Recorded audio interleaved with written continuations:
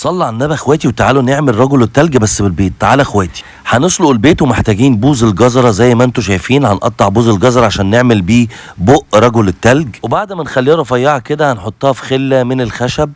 وكمان بنفس الجزره هنعمل البورنيطه بتاعه رجل التلج. هي دي جزره واحده هتخلينا نعمل كل اللي احنا هنعملوه دلوقتي. زي ما انتم شايفين قطعنا قطع صغيره وقطعه كبيره، وبرده بخله الخشب هنقفلهم ببعض. وده البيض بعد ما استوى هنجيب قطعة دائرية ونفصل ما بين البيضة والتانية. هنحط البيضة كده ونجيب البيضة التانية نحطها في نفس الخلة، وبكده احنا مسكنا البيضتين ببعض زي ما انتوا شايفين. هنبتدي نجيب البرنيطة اللي احنا عملناها بالخلة ونغرزها في البيض زي ما انتوا شايفين. بعد كده البق، ونستخدم الفلفل الحصى عشان نعمل العيون والزراير بتاعة رجل التلج. وصفة سهلة وسريعة جدا، لو طفلك ما بيحبش ياكل البيض هياكله بالوصفة دي، والوصفة دي معمولة للأطفال. يلا بسرعة حضري الجزر وحضري البيض وحضري الفلفل.